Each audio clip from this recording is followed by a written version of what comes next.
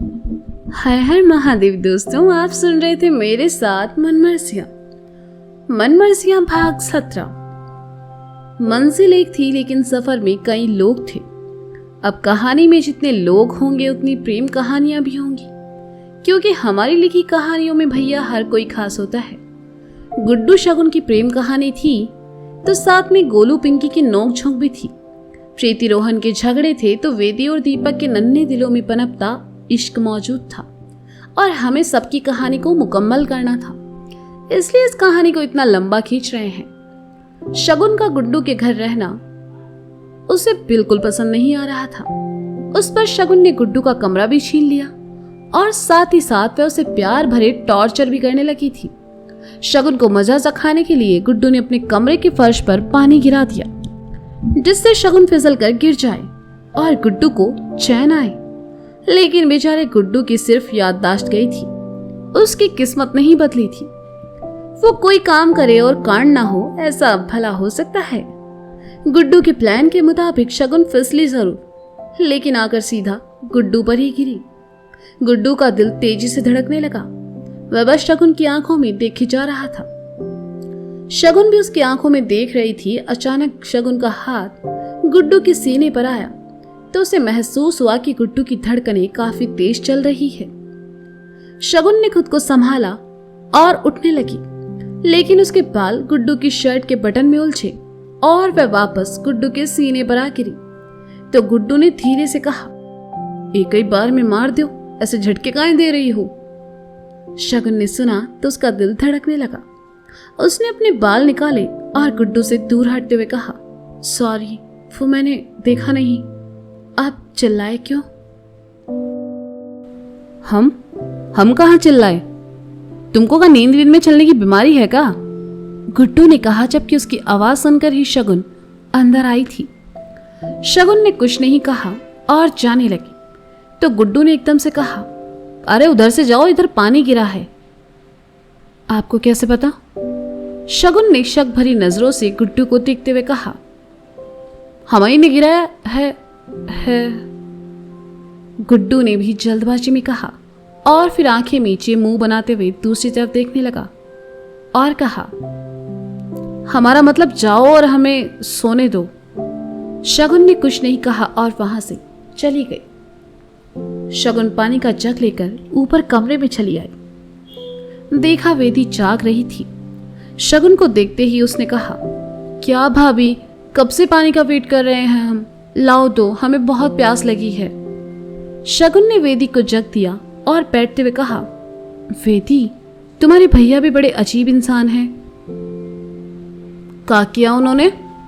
वेदी ने पानी पीकर जग साइड टेबल पर रखते हुए कहा, उन्हें लगता है मैंने उनसे कमरा छीन लिया है, इसलिए जब देखो तब गुस्सा होते रहते हैं। शगुन ने कहा, भाभी, ये छोटी मोटी नोकझोंक ना आपके और गुड्डू भैया के रिश्ते को और मजबूत बना देगी। इंसान की जिंदगी में प्यार एक बार आता है, पर गुड्डू भैया को तो दो दो प्यार होगा, और वो भी आपसे। कितना अच्छा है ना? वेदी ने कहा, वो तो ठीक है वेदी, लेकिन उससे पहले न जाने कितनी बार मुझे उनसे सामना करना होगा। बस महादेव जल्दी से उनकी याददाश्त वापस ले आए। शगुन ने कहा तो वेदी ने उसे पीछे से हक करते हुए कहा, ओ भाभी, गुड्डू भैया इतने भी बुरे नहीं हैं, देखना धीरे धीरे उनको सब याद आ जाएगा। चलो सो जाओ, शगुन ने कहा और वेदी के बगल में आकर लेट गए। अपने कमरे में लेटा गुड्डू शगुन के बारे में सोच रहा था, ये हर बार हम ही क्यों फंस जाते हैं? जब वो हमारे करीब थी तो हमारी धड़कनें ऐसे चल रही थी जैसे सीना फाड़ के बाहर आ जाएंगी। जी कैसी भावनाएं हैं उनके लिए, और साला हम उनके बारे में काहे सोच रहे हैं? बचा ले महादेव, हमें कोनो कारण ना चाहिए हमारी जिंदगी में। कहते हुए गुड्डू ने आंखें मीची और सोने की नाकाम कोशिश करने लगा। गोलू सुबह उठकर अपने कमरे से बाहर आया। आंगन की ओर आते हुए उसने अपनी माँ को आवाज लगाते हुए कहा, अम्मा, चाय पिलाई दो। उठ गए गोलू महाराज, जरा ही आओ। गुप्ता जी ने अपने दांत खींचते हुए कहा। हाँ पिताजी, गोलू ने उनके सामने आकर कहा। तो गुप्ता जी ने उसकी आंखों में देखते हुए कहा, बेटा, बाप से नजरें मिला रहे हो सवेरे सवेरे? पहले जाओगे। अच्छा ठीक है, कहिए। गोलू ने नजरें नीचे करके कहा। बेटा ये तो कंफर्म है कि तुम्हारा चल रहा है चक्कर, तभी रमाकांत की भांजी से शादी के लिए मना कर रहा हो।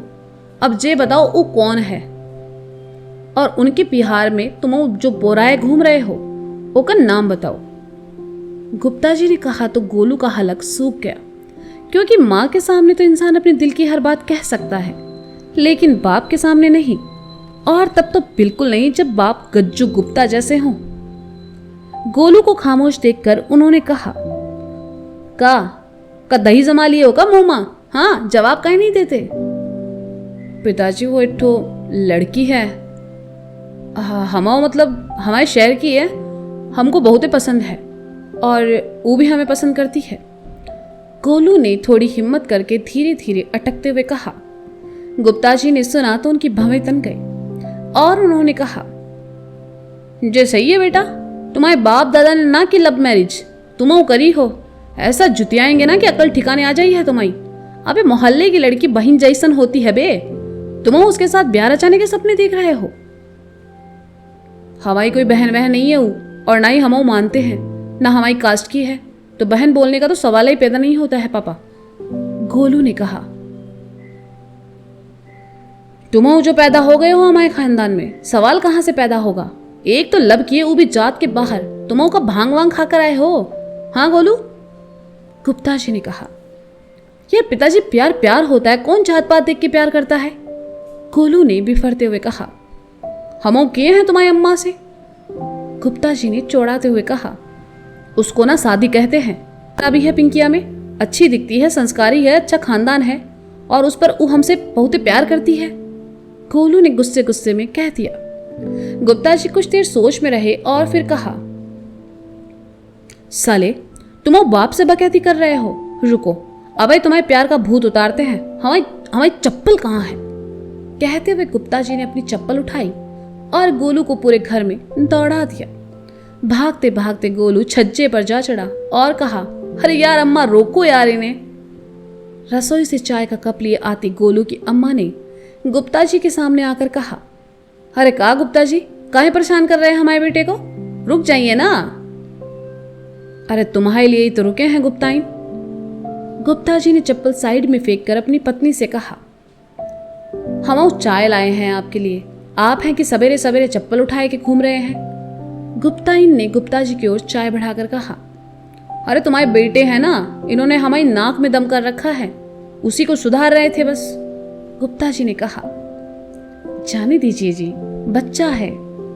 कहते हुए गुप्ताइन ने गुप्ता जी के कंधे पर हाथ रखा और हाथ के इशारे से गोलू को जाने को कहा।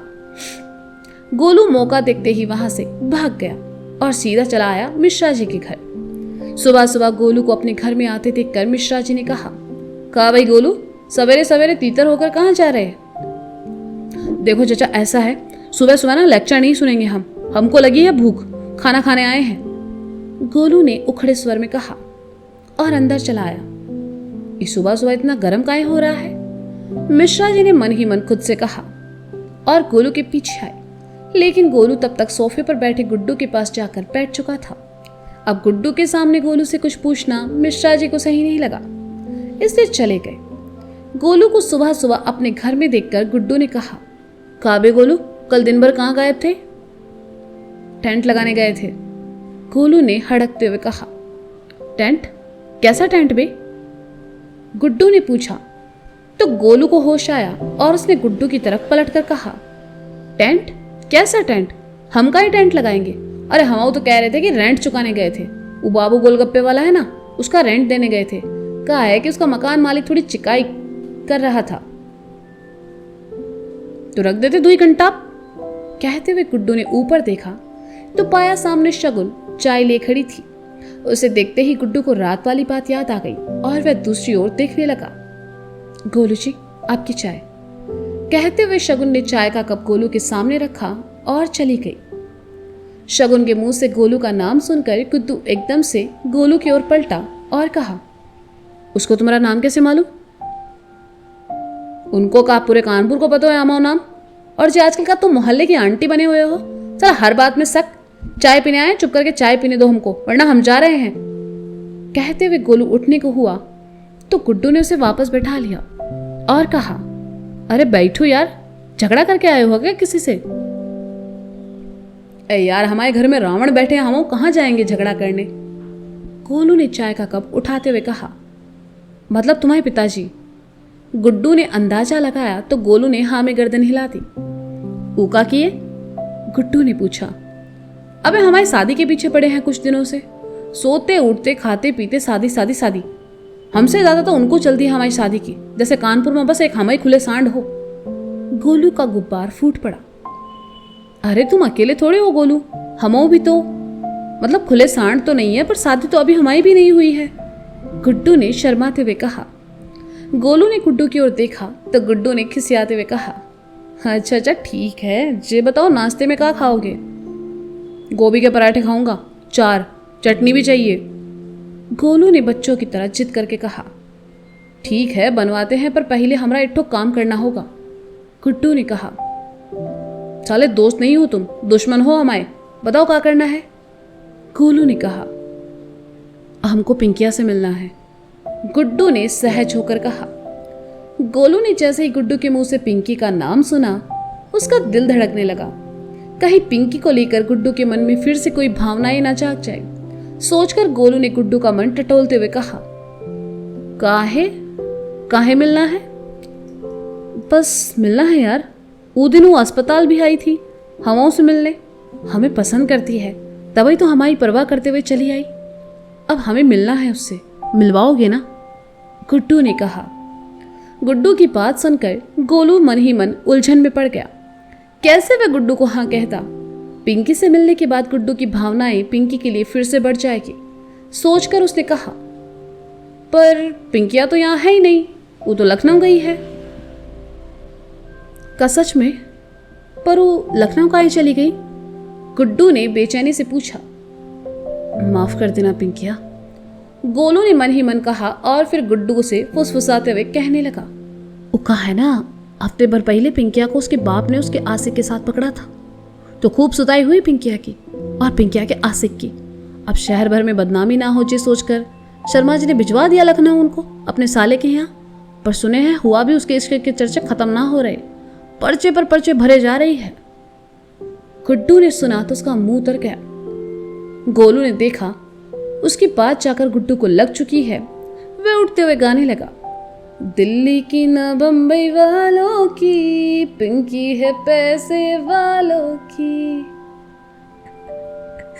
इस बात पर तो पिंकी अगर गोलू को जुतिया भी देना तो हम पिंकी के साथ हैं। तो दोस्तों ये था मनमर्जियां भाग 17 और इसका अगला भाग आप जल्द ही सुनेंगे मेरे साथ। तब तक के लिए शुक्रिया, बाय बाय, अपना ख्याल रखिए और हाँ सुनते रहिए मनमर्जियां मेरे साथ। Bye bye.